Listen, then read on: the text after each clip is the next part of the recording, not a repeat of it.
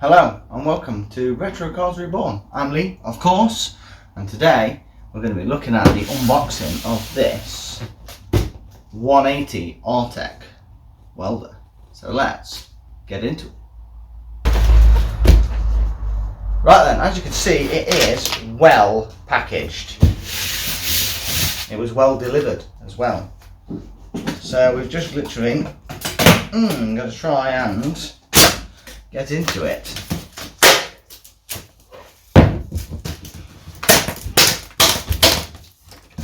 Again, look, very well packaged.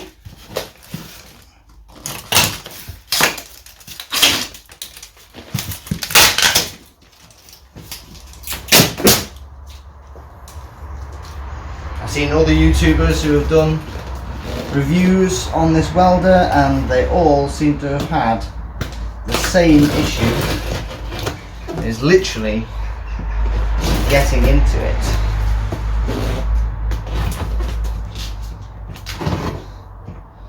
As they clearly take care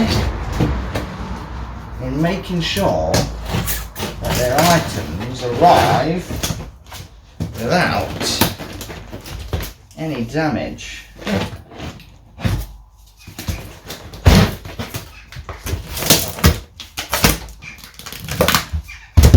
My box got damaged a little bit on delivery, but as you can see, it hasn't really done anything. It managed to go through the top, but there's just more insulation and packaging on the inside. So we've got one invoice and instructions.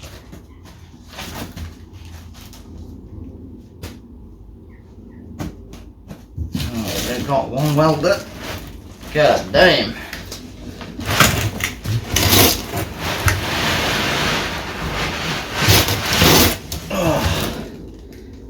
As you can see, super duper well packaged. They're making sure this thing survives anything on its delivery. This should be all the accessories that come with it.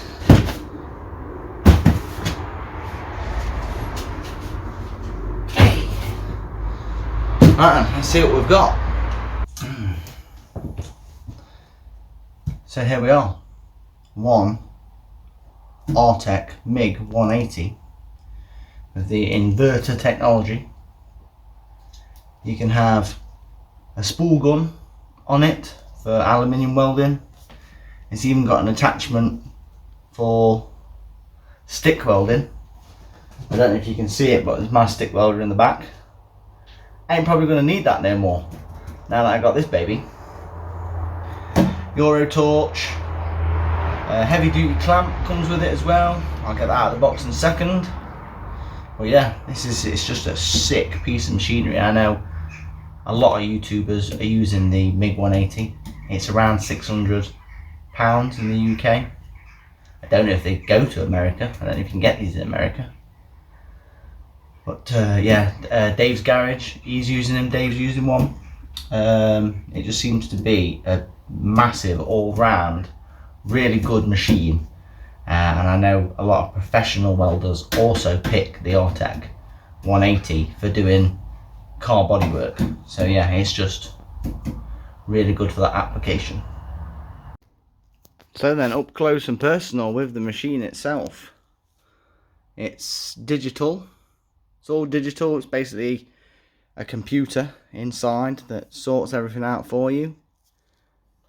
Everything, I think it starts at 25 amps and goes all the way up to 180. See, the controls are really nice. Oh, can't wait to use this. It's just an all-round really nice machine. Yeah, so I've noticed a lot of people say it doesn't come with a plug. Apparently that is because you can have it as a 13, 3-pin plug, or you can have it as, a heavy duty, like single phase. A bit like how you have to wire up the spot welders. where they're in a proper unit like that. Let's have a look inside, shall we?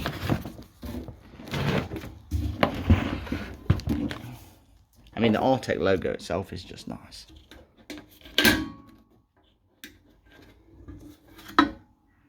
Oh yeah, little earth there. Oh, it's just so clean and so nice. Nothing like what the snap-on welder became. Yes. Oh, so yeah, so you can swap it over. So you can use it gasless as well. Yeah, the gas inlets on the back. It's a very tasty machine indeed.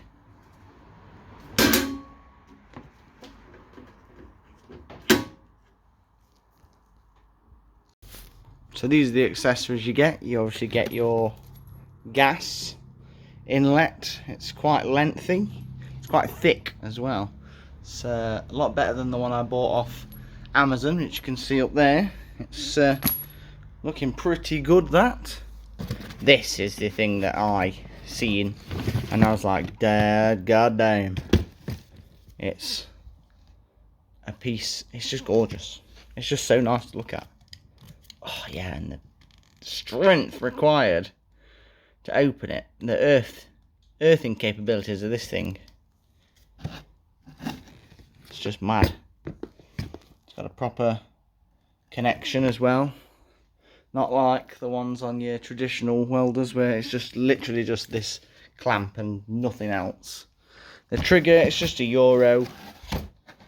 It's just a Euro torch trigger. It doesn't look to be anything more special than the one I already own. You get some tips, of course, and the tool to change them. And you get... So this all came, I didn't have to order any of this, it all came included in the price. Now, let me guess, this box is going to be so difficult to undo one-handed. And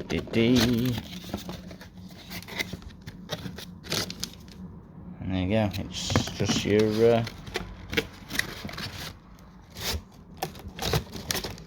come on, you can undo. Ta-da! I mean, there's nothing wrong with the one I've got, so I will just be keeping this one as a spare. But yeah, go straight into the top of your bottle, because I'll just continue to use that one, because that one's practically brand new. So yes, this one can remain a spare. Indeed it can. But yes, it looks like a decent piece of equipment. So I should think the only thing to do now is to set the RTech welder up, take it for a spin, and we'll see what it's like welding this, because at the minute this is what I was getting out of the other welder. Just absolutely terrible, and I'm having to grind them down so much because it just, you know, just blasting it on there. So we'll grind that back, we'll bring the RTech welder to the show, and we'll see what it can do. So this is it running. It's not very loud at all.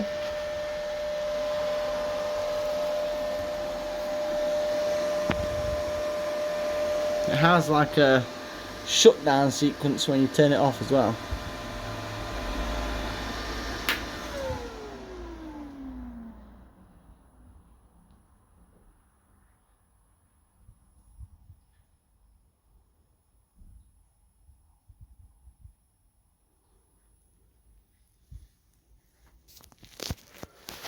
So yeah, that's it set up. You can see that it's actually smaller than the snap-on welder as well.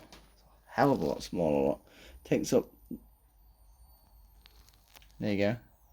You just heard it completely turn off then. So let's have a look at the results and what it kicks out. So this is what I was having to deal with the snap-on welder as it was starting to die. It was just pitter-pattering like a mess, look. And then this here is what this welder has done across the top here. I'm still fiddling with the settings, but I'm happy because it is giving pretty good penetration all the way through, look. So yeah, you can see where it's managed to come through. See, look, there was with the snap-on welder, it's left a nice line, and all this up here and all this across the top is with the RTech welder. So the RTech welder is actually coming all the way through.